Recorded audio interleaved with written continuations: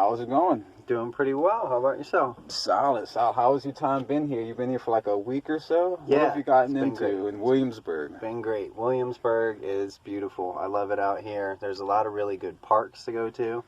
We found some wild lion's mane mushrooms in some of the parks. They've got a lot of different really good wildlife to check out, and in particular, if you're hunting mushrooms or medicinal herbs, there's plenty around here. Okay, so how long have you been able to identify the different mushroom species? So I started learning how to identify mushrooms about, 2021, so about 9 years ago. So towards the end of 2012, Okay. I got connected with a group of friends who just would go out into the woods and just take walks. And, while we're walking, be like, oh, okay, this is this kind of mushroom.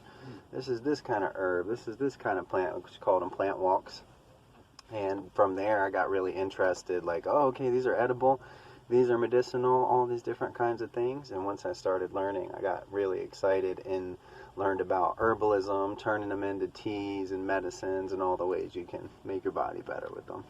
That's amazing. I'm starting to learn that myself, but I'm totally a novice when it comes to identifying mushrooms. Yeah. Speaking of mushrooms, I'm guessing you have experienced the psychedelic. Indeed, yes. What would you say your psychedelic experiences with them have brought to you? So, that's a great question.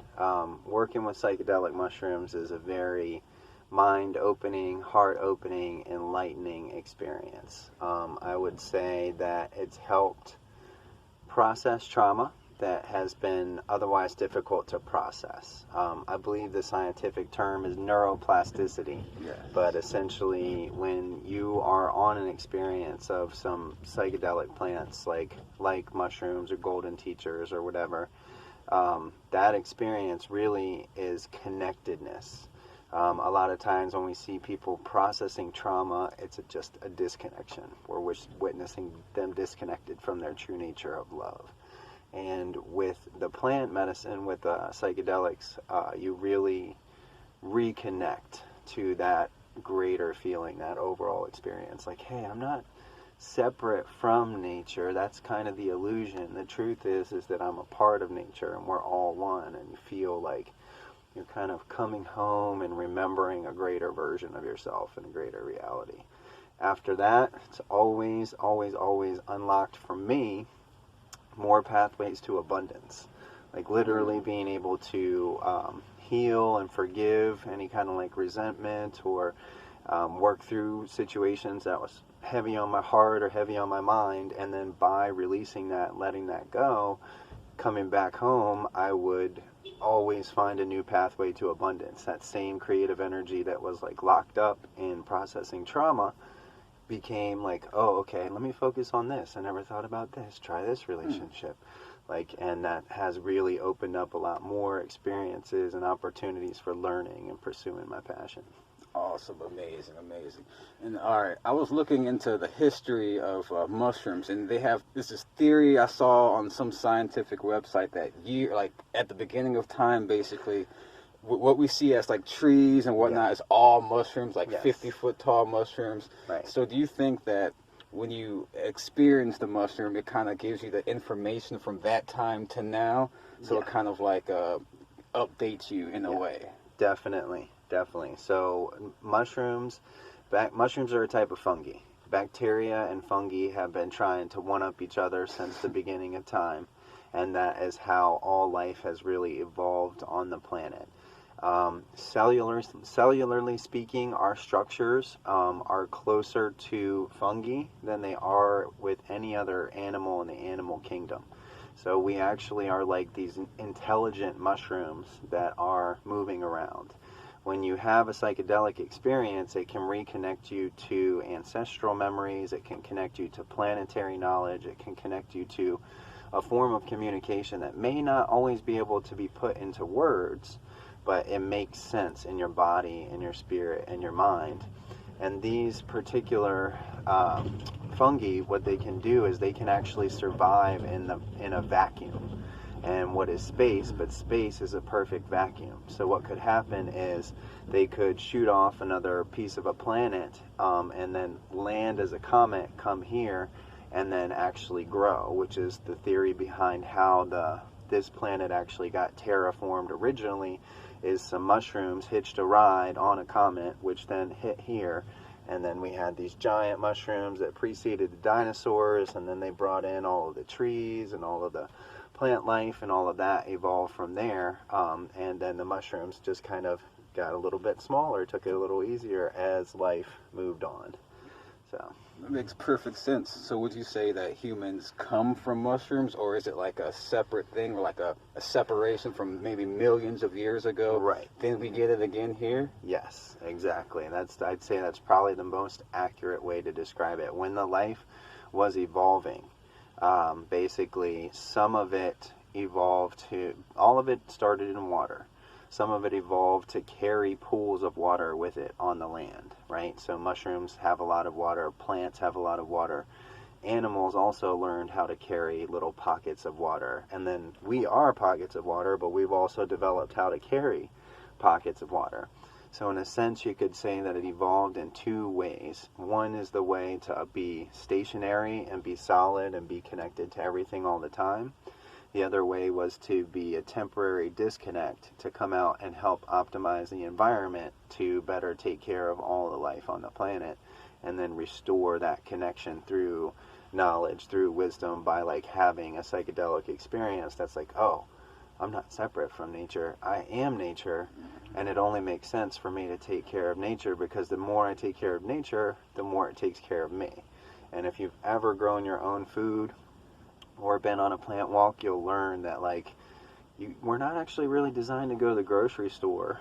We're designed to go out and grow our own food and eat it right out of the garden, and to walk in the woods and identify mushrooms and process it. And there's always, always, always more than enough. Like, I will sell mushrooms and medicines, but I also will give away as much as I can. And that's what feels really good, is to be able to be generous to the point where it feels really good. Totally. Like, here's food, here's medicine, here's everything that you need. And they're like, how can you afford to give this away? Well, nature gave it to me for free. So totally. Let me pass that on. I got what I need. Now the extra overflow goes to everybody. And that's a self-sustaining relationship when we remember that we're not separate from nature. Wow. Makes total sense. If everyone could adapt that mindset, that give more, and just by giving more, you're getting more. Yes. So that would totally save most of our issues on Earth right now. Exactly. Okay. Yep. And mushrooms are particularly good at breaking down old plants and composting and creating healthy soil. And if you're an environmental activist, the most important thing that anyone can do for anything, even ahead of like plant-based diet, is grow healthy soil. If you can grow healthy soil, and I say grow healthy soil, build healthy soil where you can grow plants and grow whatever you want. But if we build healthy soil, which means we're not using pesticides, we're not using leftover war chemicals to actually do it, we're taking mushrooms, we're taking plants, we're taking wood chips, we're building everything down, animal manure, over years, that becomes a big, huge bed of bacteria and fungi, and what it does is it sequesters carbon. So we have all the CO2 in the environment, it's making the planet warm. It sequesters it, so it pulls it all back into the ground where it belongs, where the bacteria, the fungi, and the plants can all benefit from it, and then turn that into food and medicine for our bodies. Solid, totally. Okay, I was looking at your page. I saw like you have this group. It's called the 13. Yes. Is this a community, or Yes. is it like just okay? Yeah. So it's a explain to the community. people what Yeah. the 13 is. So the 13 is one of my favorite programs. So on my journeys, working with psychedelics, working with mushrooms, there comes a time and a place where you're like, okay, this is the answer. And then you just taking the mushrooms, and then at some point you're like, okay, there's got to be more to it. Like, it's not just the mushrooms that are the answer. And what I learned from my experience is that actually working with psychedelics, it's actually about 70% integration. 75% of it is integrating what you learned from that experience, and then figuring out how to act on that. Because when you reconnect with the abundance, you're in that psychedelic space, you're like, you laugh. It seems how easy you can generate money, seems how easy you can grow food, generate resources. You're like, why am I struggling? Doesn't make sense. But then as you come back down, you're like, oh, no, the struggle is real. The struggle is real. And that's a reality shift, right? It's a perspective shift. It's a reality shift. So the idea is to be able to maintain that state with or without the mushrooms. The mushrooms that's important. There's a teacher, they're a permission slip. They're there to remind you of your true nature in case you forget. And they have a powerful message that you can't forget. You take a couple of those, you'll be like, oh, I remember. So what we do with the 13, in my experience, I would sit ceremonies, and we'd have those about once a month. And I tended to find a lot of the same people coming back with the same stories. And I would work with them as much as I could one-on-one, but when you're in a group of 10 or 12 people and there's just two of you facilitating, you only get so much time per person. So I came into this group called the 13. I met my friend Brandon, actually, and he had just shifted a course that I joined him in, the Institute of Integrated Self-Teaching, and we shifted that into the 13. And that changed my whole perspective, because I still, in this reality, when I'm not, connected to the psychedelics, I had a story of fear and lack, of like, if I act on my highest excitement, if I do the thing that feels best to me, I don't know how the money is going to come to me. I don't know how I'm going to generate or connect anything. So what I did is I worked with Brandon, and I joined this program, and it's one-on-one coaching and group coaching. So it's like a whole community of people. And then there's modules each week. So you go through lessons, and there's lessons about relationships and gateways to transform your story. So lessons on relationships and gateways to transform your stories. And with shifting that, I really made a big difference in my life. And it was so profound that even though I lost my job, and then my unemployment got cut off, and my partner left me, I was still able to generate enough income off of doing what I love, working with medicines and plants and ceremonies, to pay for a really expensive place in downtown Rockville, line myself up at another place that was even better to live in Virginia on like a 400-acre farm in this beautiful farmhouse, and really lean in and dive into my business. And I managed to go to a retreat for the 13 in Hawaii, which was a lifelong dream of mine. Never been to Hawaii, always wanted to go there, thought I would never make it, even though I was making like $80,000 to $100,000 an IT manager, still living paycheck to paycheck. So the 13 really shifted me in being able to pursue what was happiest for me. I didn't have to spend all this time and money and energy on stuff that I needed to keep me sane or happy or satisfied, because I was always happy from doing what I loved. And then that was producing the abundance that was providing for me and protecting me. I was like, oh, okay, this is true. This makes sense. You can act on your passion and have it provide for you. And I showed up there at the retreat to offer ceremony for everybody. And because of the 13 weeks of integration we had done ahead of time, and it being a lifetime container, when we did the plant medicine ceremony there, it was particularly profound and powerful. And from that experience, we created a number of life shifts for people, or I should say we gave them permission. They created the shifts for themselves by doing the work and actually integrating what they learned when they were higher on the medicine, and could figure out, oh, okay, how do I just make this simple shift in my story, just like I shifted to being able to do what I love and have that pay me. So we ended up, 4 of us, me, Brandon, Jaden, and Lance, we decided to turn this into an ongoing course, and that we would birth from this a community, and try to have one day have retreat centers and have communities of farming land built all around it. And so now we're on the 3rd round currently of this happening. Last round we were at a retreat in Sedona. This round will be at Costa Rica if everything works out with COVID. The last time that was a game changer. Like, okay, well, we'll just bring it to Sedona.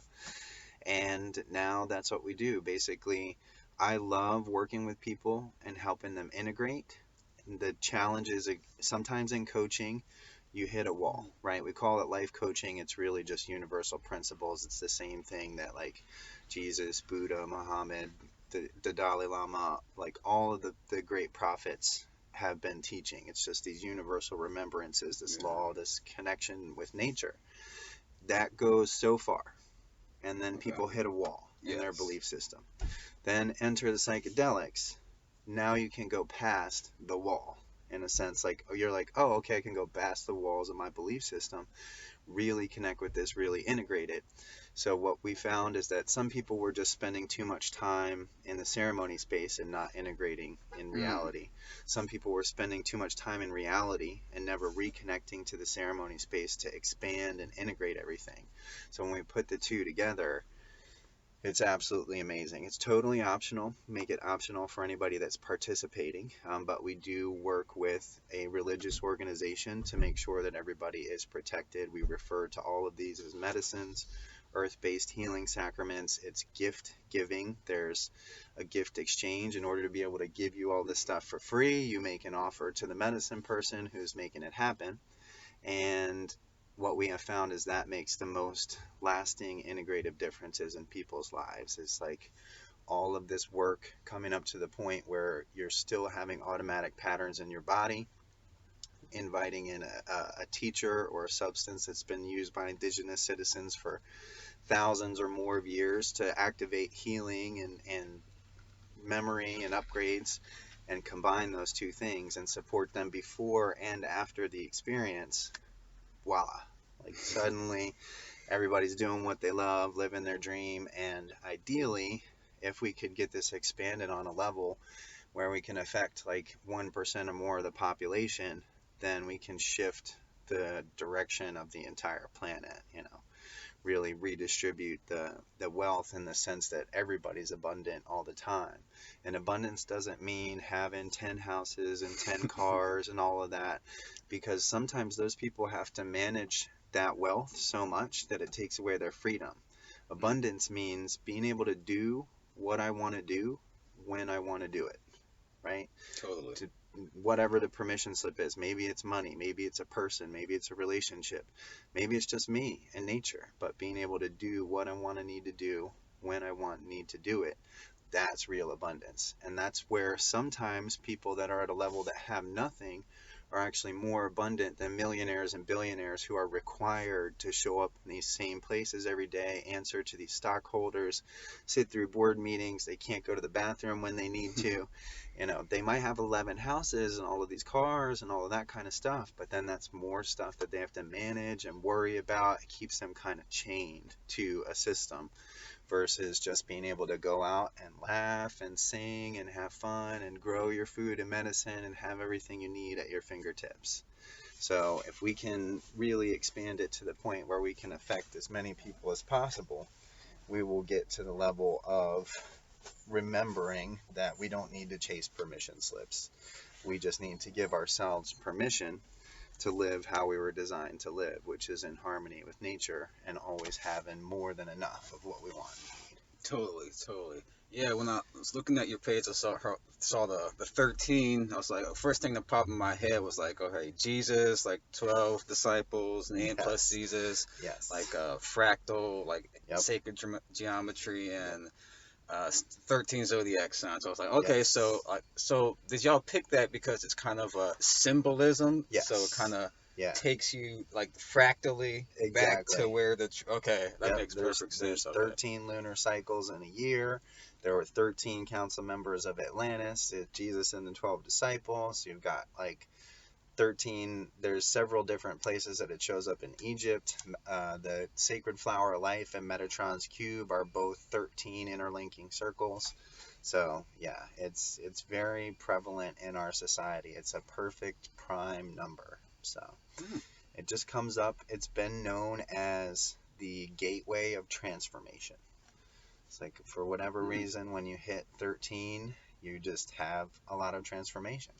So we've identified 13 different relationships that people have in their life, one being to God, God as source, all that is, nature, whatever you want to call it.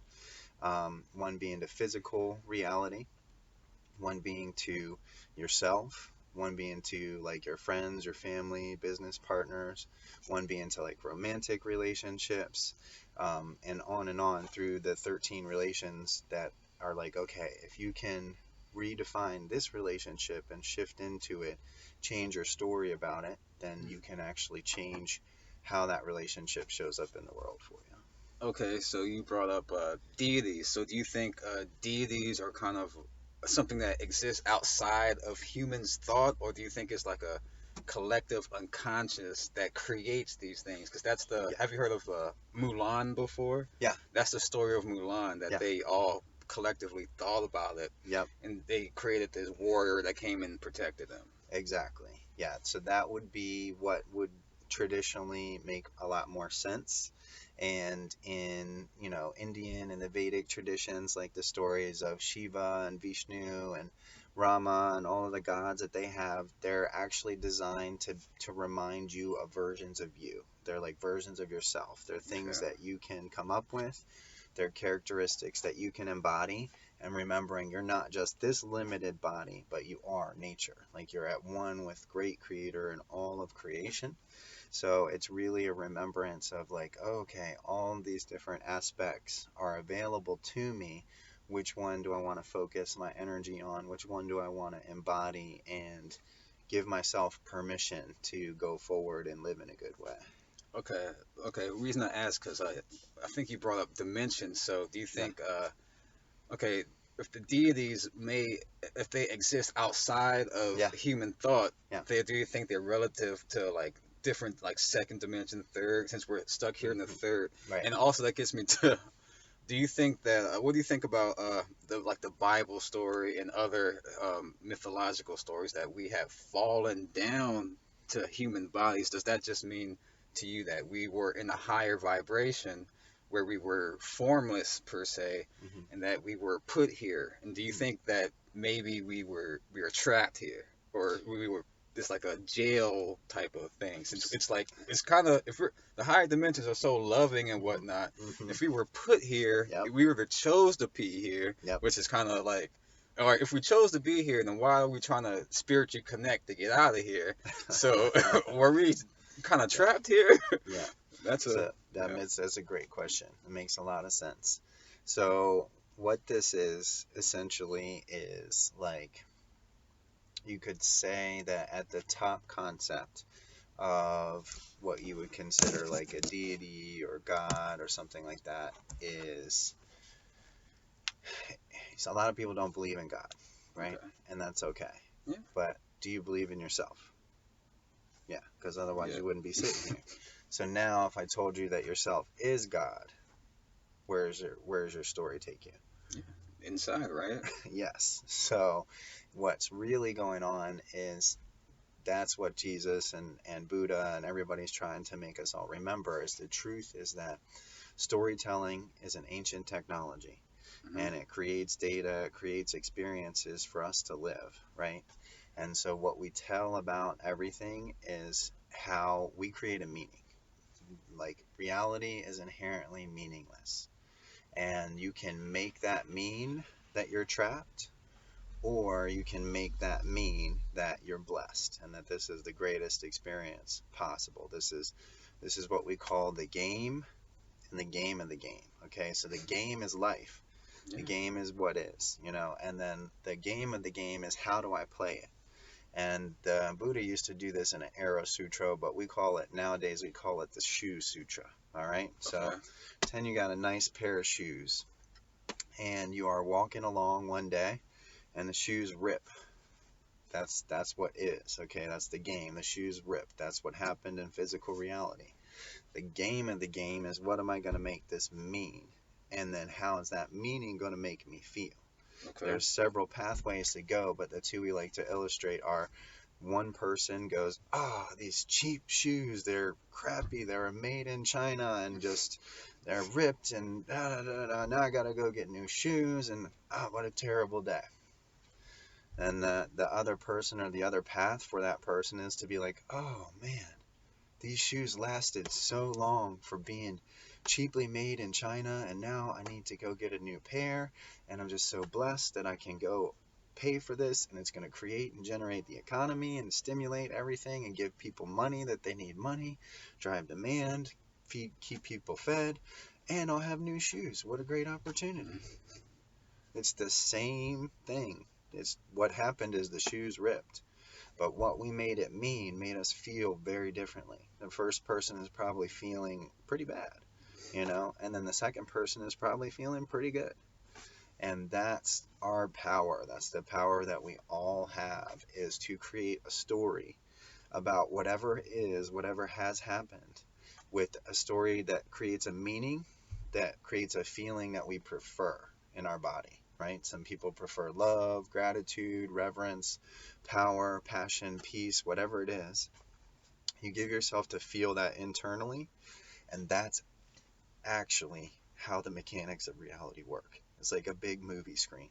It's projected outwards from your feeling, from your emotional body, especially in 3D, like the third dimension, which is your sacral chakra, not your sacral, your solar plexus chakra, yellow.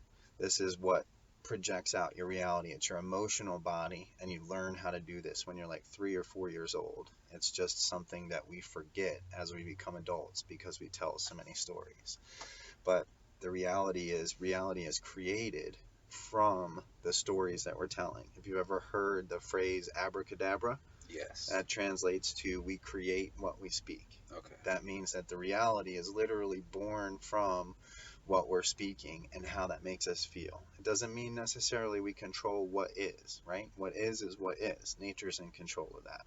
We are nature on one level, but right now we're experiencing from another level, right?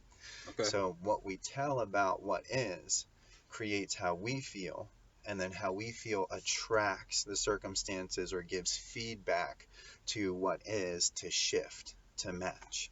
And one of the only other ways to understand this, well, there's plenty of other ways, but one of the best ways to understand this is if you go into a movie theater and you don't like what you see on the screen, do you yell at the person on the screen, don't go in there? I mean, we do. Like, don't go in there, right? Yeah. And then, like, if you're really upset and you're kind of doing what is sold to us in this reality, which is go chase permission slips, go get, in order to be successful, you need to have a car, house, job, money, relationship. Go get all these things, and then you can have permission to feel happy inside. That's like going up to the movie screen and shaking on the screen and be like, change this, why isn't it working? Why am I not happy? When the reality of how the mechanics of reality work is it comes from your feeling inside. And you can choose to be happy at any time, even without house, job, car, money, any of these things. By giving yourself permission to feel it inside first, that will attract it outside. And I can say this as a person who's been addicted to drugs, has been homeless, has been on like a hell of a life, trying to chase all these things outside to be successful. Reality is when you just allow it to happen inside, that's like, okay, I don't like the movie on the screen. I'm gonna go up to the projector room and I'm gonna take this movie off the reel and I'm gonna put a new movie on. New story, new movie. If I don't like what I see on the screen, come inside, give myself permission to put on a happy movie. Happy movie projects outside, no matter what's happening, as long as I don't give permission to that to bring me down, right? Like, okay, this person just called me an asshole. I can be like, oh man, I feel really bad. Or I can be like, oh hey, thanks, that's the nicest thing anybody's ever said to me. Have a great day. Which one feels better for me? It doesn't matter what's happening with that other person. The one that feels good for me keeps me in the higher vibration. And then that frequency attracts reality to readjust. It's like, oh, okay, this person's always happy all the time. I need to be reflecting circumstances that are happy. I need to reflect circumstances that give you permission to be so happy. And by that, you attract money, job, house, car, relationships, all these things. It's like a magnet. It just comes to your energy, or you are drawn to it. And it's just the mechanics of simply retelling your story from your feeling that creates the feeling that you want. Totally. Like, I've experienced something of that nature. It was 2012. It was actually the day the world was supposed to end. Yeah. So me and my friends, I was living in Brevard, North Carolina. Okay. Yeah. I used to live out in Nashville. Oh, okay. That's a good area. Yeah. all right, well, we were out in, I think it's the Pisgah Mountains. It was Yeah, like I no, love Pisgah. it's like Yeah. pitch black, can't Yeah. hear anything. We're Yeah. taking acid. Yep. And like I was going through like I was just got over a relationship. We were engaged, went bad, so I was kind of went in there with a bad mindset. Okay. I had a bad trip. I was freaking out. Like Yeah. I forgot. I like went through the multiverse. I forgot like who I was. I was asking like, hey, which one am I? Like, am I this person? This. I was just having a bad time. Yeah. Then, but we were drinking beer, right? So Yeah. you know, you drink enough beer, Yeah. eventually you have to pee. Right. So I go into like the little cabin area because we're all outside with the fire. I go inside and I pee, and for some reason when I'm looking at my pee hit the water Yeah. in the toilet, I start laughing. Then all of a sudden I feel better. Before that I felt sick, like I had Yeah. to throw up. It was just all gone. I was like, hold on. Wait a second. Is it like what I'm thinking that's Yes. affecting this? And I was like, all right, think bad thoughts. I thought bad thoughts again. Like I had a headache, my stomach hurt again. I was like, all right, think good thoughts. Bam, gone. I was like, holy Feeling great. shit. Yeah. That's probably my most Yeah. profound Yes. psychedelic experience. So when you're in that state with that psychedelic experience, what's happening there is you're having direct translation to your body. You're immediately getting it. And the thoughts that you create are creating your reality. You're like, okay, Totally. bad thoughts, bad feeling. Good thoughts, good feeling. And there, when you come back to reality, there's a delay, and your body is like sort of a scorekeeper, right? So there, when you're in that higher dimension, that you're a little bit disconnected from your body. You're in it and still working, but it's immediately responding to everything. When you come down into the lower dimension, which is like, okay, I'm back to where it's coming from my third chakra instead of coming from my crown or my third eye. I'm back here.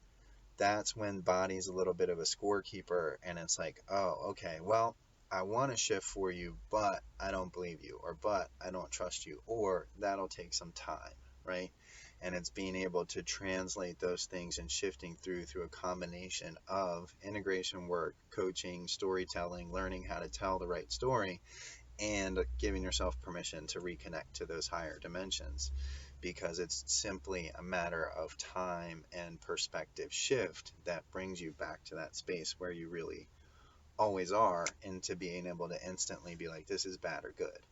And the part of the reason that there is that time delay is because we're still learning, we're still growing, right? Totally. So sometimes something happens and we have a bad thought about it, right? Maybe somebody was rude to us and we're like, man, I wish that person would die. Like, you don't want that to happen instantly, because if it did happen right there, you'd be like, holy shit, I feel so bad. I didn't actually want him to die, right? So it's the same thing, where the more we can learn to, no matter how anybody treats us, react in a loving way, and like, okay, they're just disconnected from love. They're just having a hard time. They're just believing the story of the struggle. Like, they're just reinforcing victim stories. They don't see their true power, and we just hold space, which is something that Jesus was really good at, just seeing someone as well, no matter what kind of disease they have, no matter what kind of sickness they have. And that's how he's able to heal people with his hands, is to be like, hey, this is the version of you that I see. That's totally well. That's totally okay.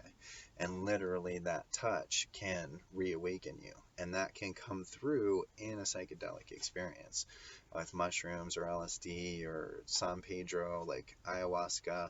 Any of these can open up that gateway where you activate the placebo effect, which is a Totally. real thing. Totally. And you just give yourself permission to heal, and then your body heals, the score is cleared, and then it's like, okay, so going forward, what do you want to create? You want to create a good story or a bad story? And we get conditioned in this reality to create bad stories. Many of us do. And what the 13 and I are all about is giving people permission to create good stories. Like, oh, what do you actually prefer? Is that what you prefer? Like, no, but that's what is, and that's what I've been taught, and that's what my ancestors handed me. Like, oh, okay, cool. Well, respect to what you've been taught and respect to your ancestors. Don't you think it would be more loving to choose something that's good for you and a better life, and bring honor to them and your future generations? Totally. Makes a lot more sense. Totally. All right. You just brought up witchcraft. Yeah. Okay, so, and you thinking someone dying and possibly do you think you could possibly get someone sick with your mind, like you can project things onto someone. So that is possible, but it Okay. requires an agreement between two parties. Okay. In order for that to work, you and I have to be connected, and we are all connected mentally. But you have to believe that you can get me sick, and I have to believe that you can get me sick. Mm. But it works both ways. If you believe that you could heal me, and I believe that you can heal me, then you can. So Okay. it literally comes down to permission, right? So if you have permission to do something from me, then it can happen, right? But if I'm like, oh no, I don't believe that, that can't affect me, da da da da, then the permission doesn't really come through. It's not received in the same way. Versus if someone's like, oh yeah, you know what, I actually really believe that, then that's how it can be. And that's actually what's referred to as the nocebo Yep. effect in medical profession. If a doctor is to tell you, oh, you're going to die in 6 months, then some people will just literally, their body will shift into that state and they'll begin to die, even though had they seen another doctor who was like, yeah, you know what, this looks pretty bad, but you're going to be fine. All we need to do is change a couple of things and you'll be good. And then they give themselves permission to shift into that healing state. Totally, totally. I love the work on placebo versus nocebo. Yeah. Like, what do you think about that when it comes to like the whole situation? I just call it the situation in Yes. the world right Yeah. now. Yeah. That is the thing. So the problem that we face collectively is this addiction to permission slips. Okay. People, and in particular, the permission slip that everybody is addicted to in one form or another is this permission slip called money. Right? There's a few people that are not addicted to it. They just use it as a permission slip when and where they can. Even myself, there are times when I'm just like, oh, here we go. And there are times when I struggle with the story of I need more money, I need to have this, I need that, da da da.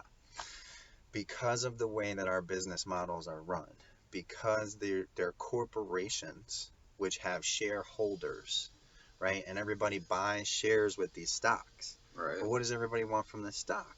They want to make more money. Yeah. Right? And in order for the money to go up, they need to find more ways to profit. So at some point, there's a maximum amount of profit. And you're like, yeah, life actually doesn't get any better than this. I have everything that I need. I'm fully abundant. I might not have 10 houses. I might not have multiple cars. I might not have multiple properties. I might just have my own little slice where I can grow the food and medicine that I need most. But it's always more than enough, and I can take care of myself and trade with my neighbors, and we can all take care of each other. Okay. But beyond that, it doesn't get any better. But if we keep trying to get better, we're like, shareholders need more profit, you need more money, da da da da. At that point, the only thing that makes sense is, okay, we need a system that keeps them coming back. So we need to design things to keep selling to people. In electronics, it's called planned obsolescence. It's Yep. like, this thing is going to run out within 2 years. You need to have the new one. iPhone charger cord. Exactly. You need to have it. It will die. You need to have a new one. That's the same thing, sadly, that has happened in the medical profession. It used to be in a way where it was like, hey, my design as a medical professional is for you to see me as little as possible, right? Because I don't need the money.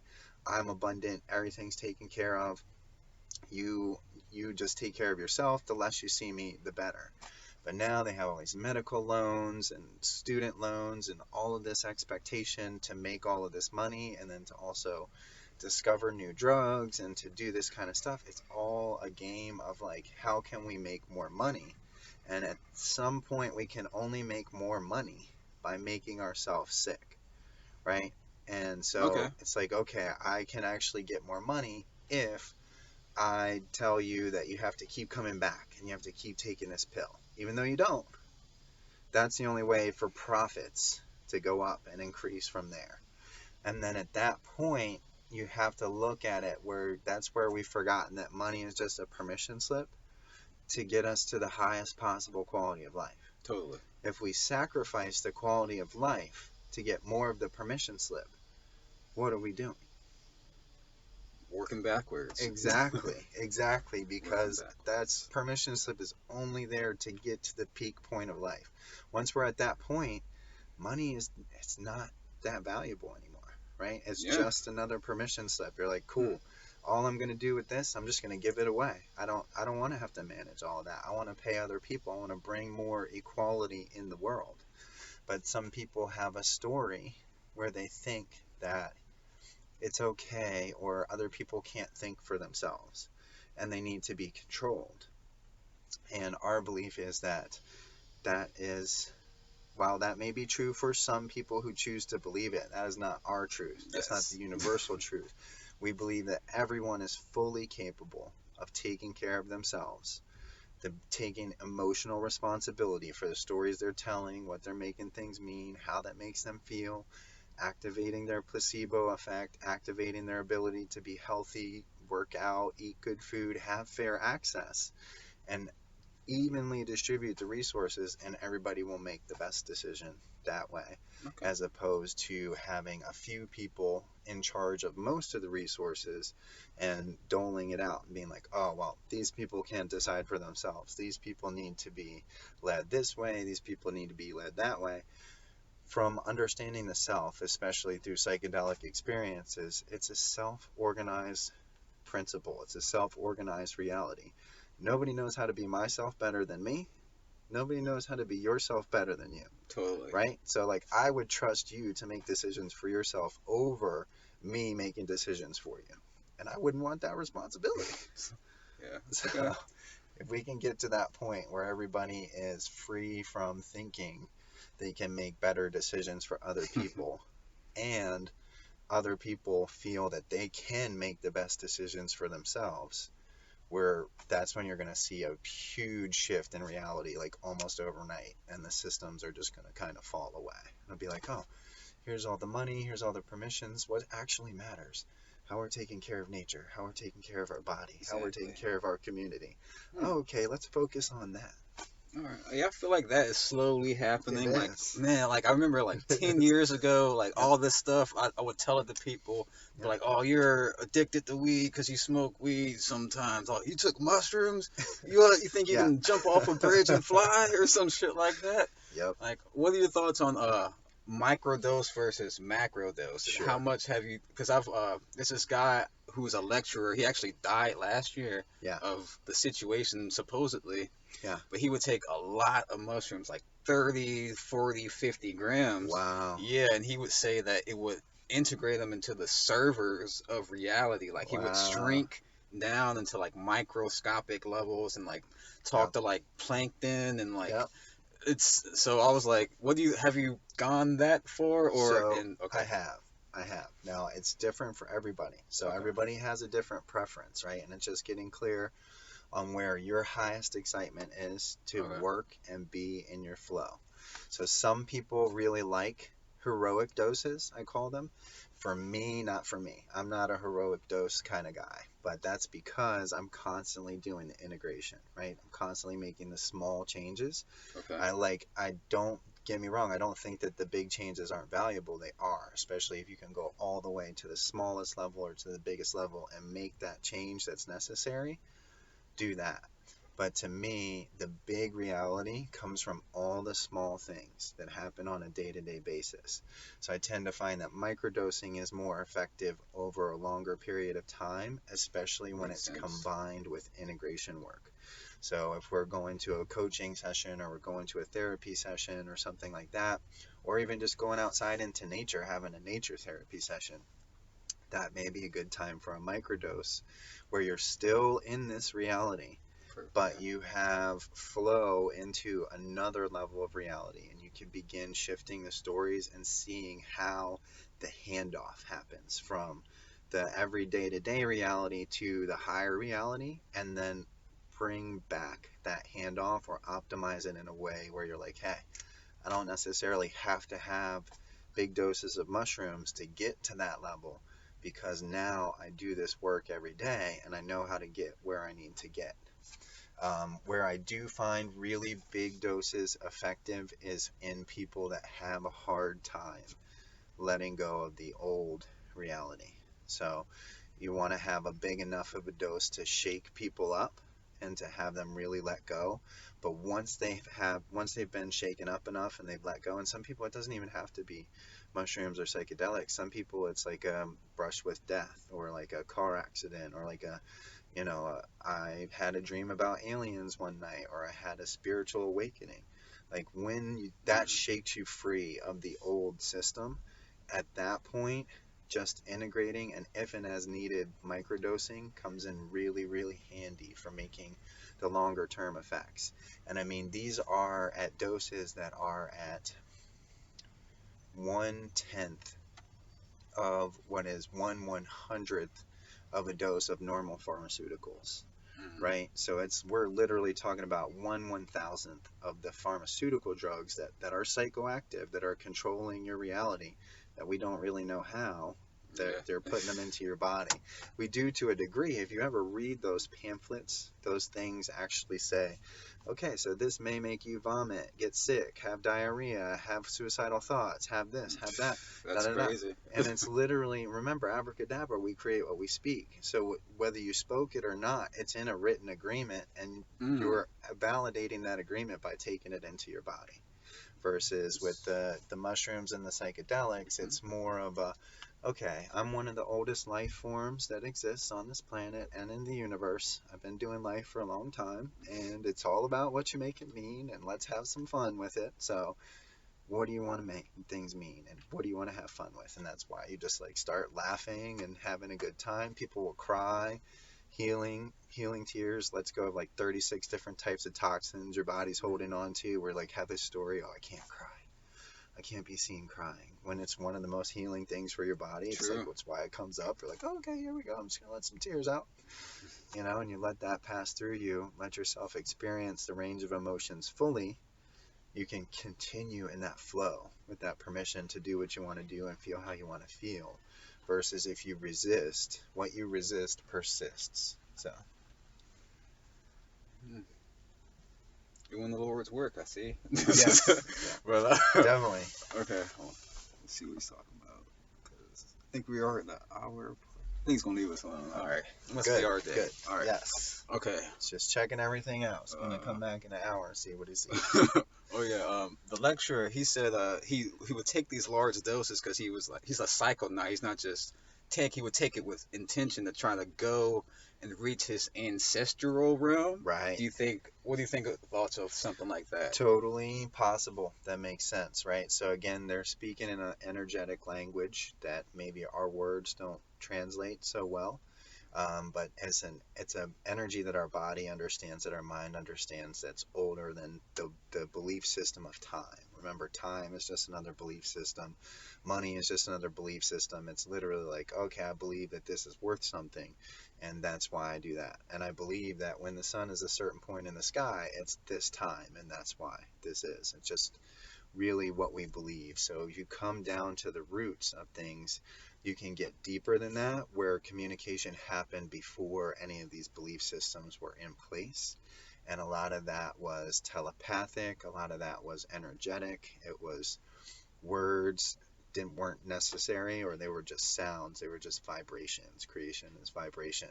It helps you vibrate at a level where you can really bring in that ancestral wisdom, not just of your human ancestors, but of like the plants and fungi and bacteria and all the things that have been around since the beginning of life and time, to see you all the way to the point where you're at now.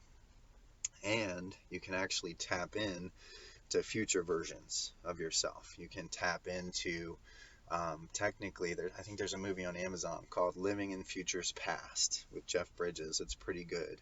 But that's technically what we are from one perspective. Right now, we are living in the past of a future where this stuff all makes sense, where reality shifted, humanity shifted, because we had these important conversations, because we shared this information, tapped into our ancestral roots, tapped into the future of medicine, saw what needed to be adjusted in the present, and we brought them back together. We're like, okay, here's the past stuff that worked, here's the future stuff that works, here's what's not working in the middle, bring it all together, have these conversations, give people permission to shift their reality, and then lo and behold, at some point we'll be in the future being like, oh yeah, remember back when we were talking about this in the van, and and then now this is the way that it is for everybody. This is legit therapy, and people understand more clearly how to skillfully relate to these medicines and to themselves and their reality.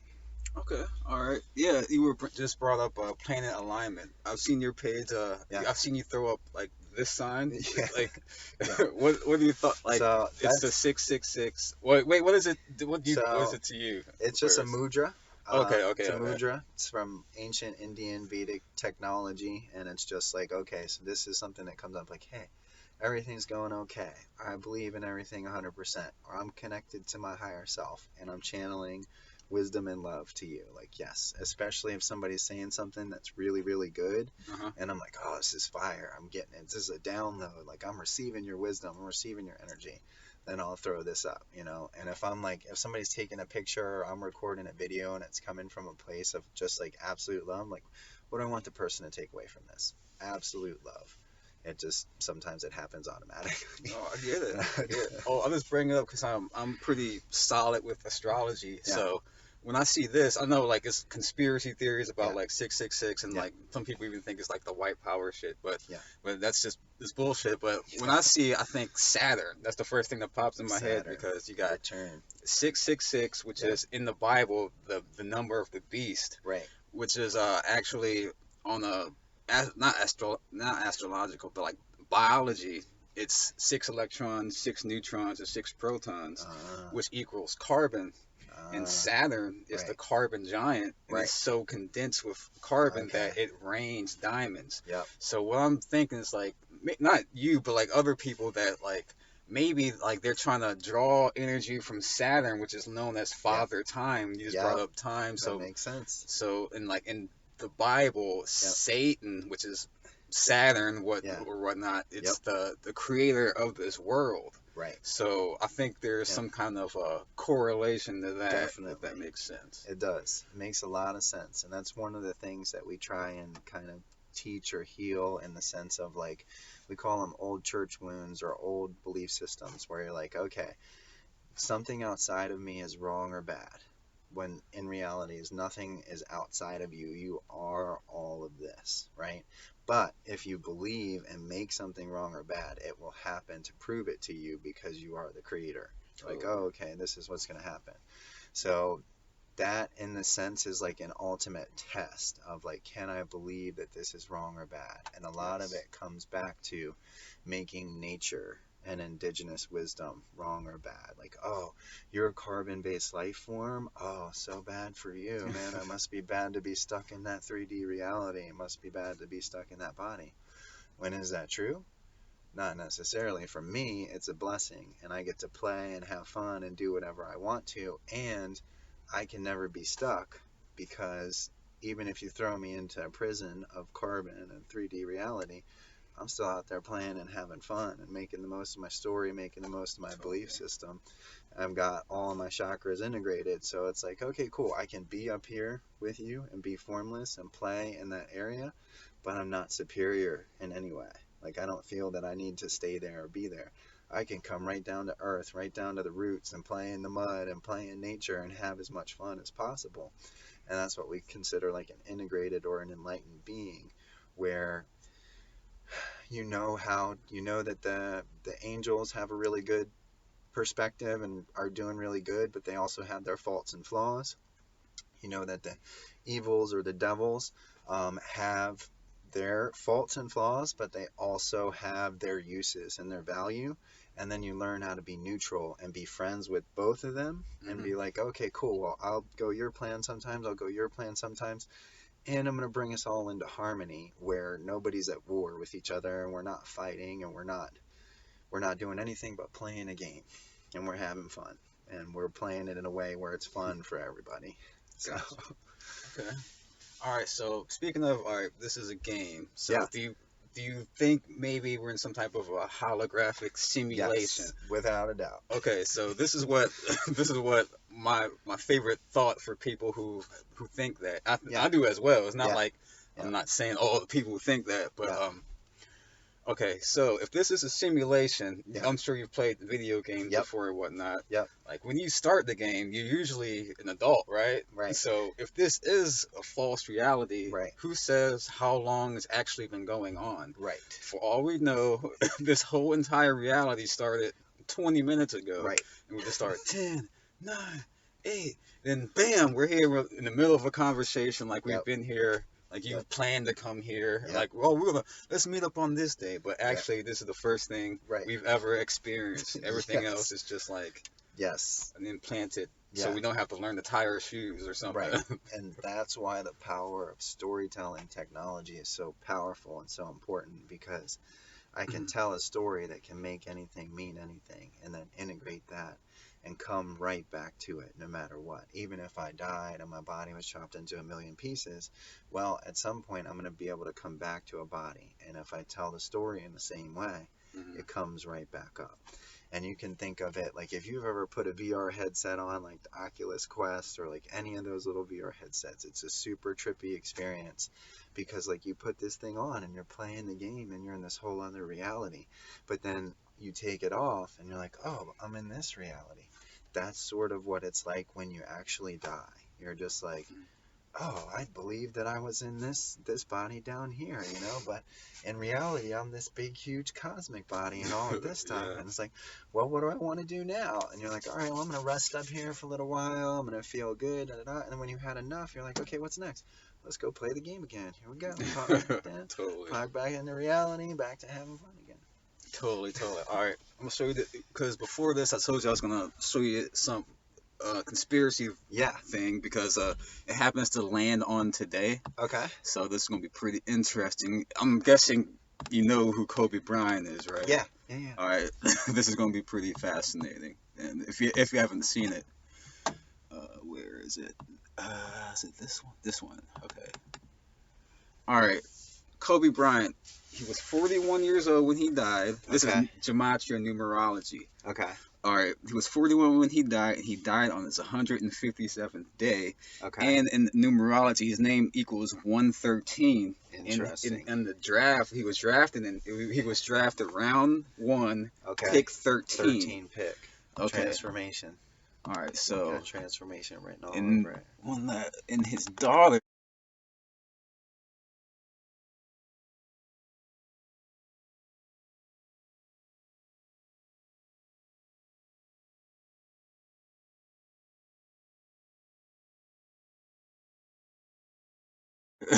Who died supposedly in a plane crash with him on the date 126. Yeah. That's equals her name right there.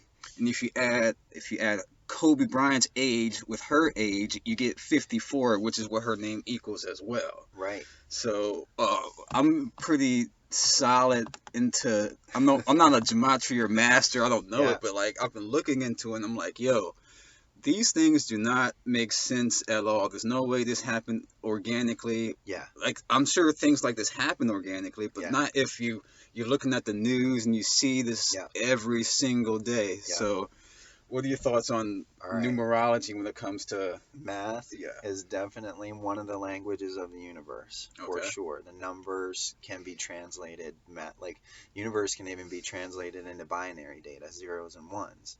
And then from zeros and ones, all the other numbers are born. And from those numbers, all the patterns of creation can be born, all the fractals, all of the synchronicities, all of everything else. So we in 13 we have a saying for this. It's called "You can't make this shit up."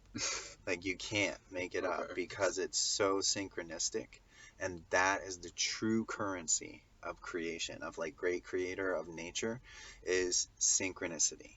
Because synchronicity is the true abundance. Synchronicity means I can do whatever I want to do whenever I want to do it. I'm just like, all right, boom, here at the right place. This person is the right place for me. Oh, they have food, they have medicine, they have the things I need. This is a relationship I need. Okay, now I'm bored of that. I'm going to move on to this next place. Boom, I'm attracted to this. I'm attracted to that. It's just automatically happening. What we do when we go back and we see everything, we're like, oh, that's how the synchronicity all makes sense. And it comes back to like abracadabra, creating what we speak, having the synchronicities occur in such a way where like, okay, Kobe happened to be like a really enlightened individual. And like he may not have been like the smartest person on the planet, but at the same time he might have been, in the sense of he knew how to pursue his passion.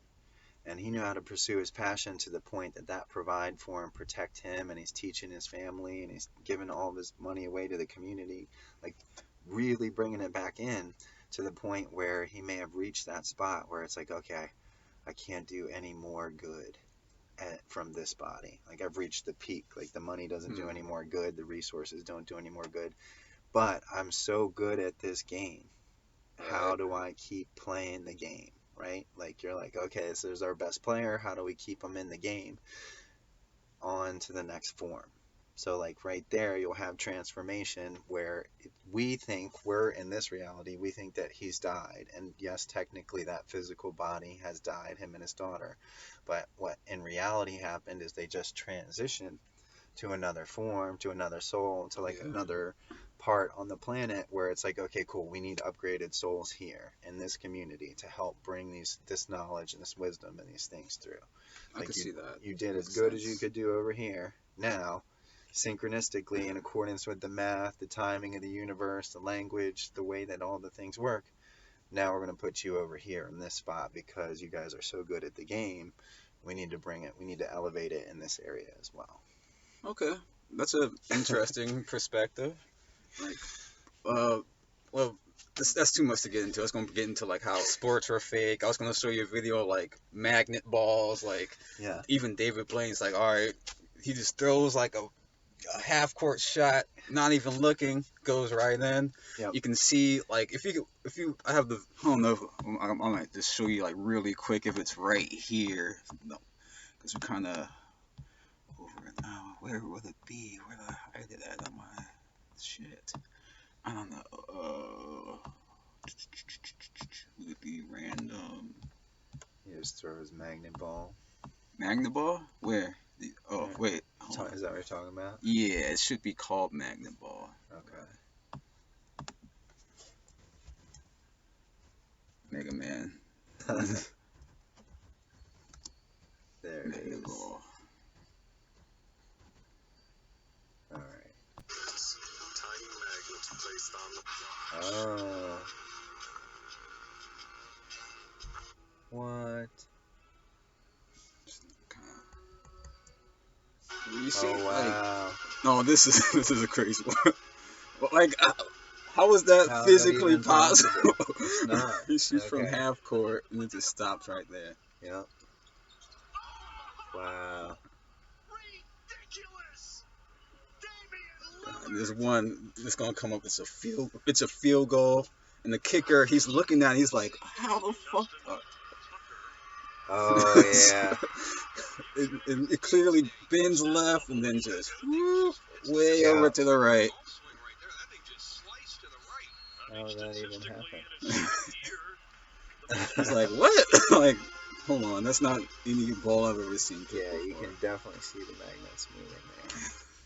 Yeah, I find that always interesting. Yeah, that's more the same thing. Like sports has become a type of thing where people are so competitive, they're addicted to the permission slips or to the money or to the winning. So then when that becomes a thing, instead of it just being we're playing to have fun, it becomes we're playing to have money, and then we'll do whatever we can to fix it so that we have more money. And then what's the fun in that? Like, exactly. It's not really fun anymore because we're just playing to see who wins and who loses, not like, it's when we start to take things too seriously, just like our lives. Very much of the time we take things way too seriously, and that's what psychedelics remind us. They're like, hey, why are you taking this so seriously? It's a game. Have fun with it. Like, have fun with your life. And when you do that, you come back to having fun. You're in that energetic state where you're like, oh, fun, and it attracts fun energy. It attracts good times, right? So totally. When you get too serious, you get too heavy. What do you attract? You attract seriousness. You attract heaviness. Which, if you're having fun with that, good. Keep doing that. Like, some people are built for that. But do it in a way where it's fun for you and it's fulfilling. Not, we always say, act out of the energy of excitement as opposed to the energy of obligation. Right? So if you're obligated, somebody's obligated to do a job, they're like, oh, yes, how can I help you, sir? Yep, okay, cool. Yep, that's over there. Okay, yep, have a good day. Versus somebody that's in the energy of excitement. Hey, what's up? Oh, yeah, you want to be into this? Cool. Learn this, and this. Da-da-da, check it out. It's over here. Da-da-da. If you ever want to talk about anything else, I'm excited to do that. When you get that kind of experience, you're like, man, that person really knows their stuff. That energy feels really good. That's more of what we're naturally attracted to and designed for. Totally, totally. All right, well, this was awesome. It was so awesome to meet you. Yeah. Where can they find your stuff at? So you guys can find me online at www.wildchildmedicines.com. And you can also find me on Instagram at Treezat. That's TreeZat, and that's got a link in my bio that brings you to my website, to the 13, to all the different offerings that we have. Yes, definitely check out his Instagram. There's a lot of good information up there. He's got his group going. There's a lot of good things going here. Yep. He's a healer. What else could you possibly want for it? All right. I hope you have a nice day. Blessings.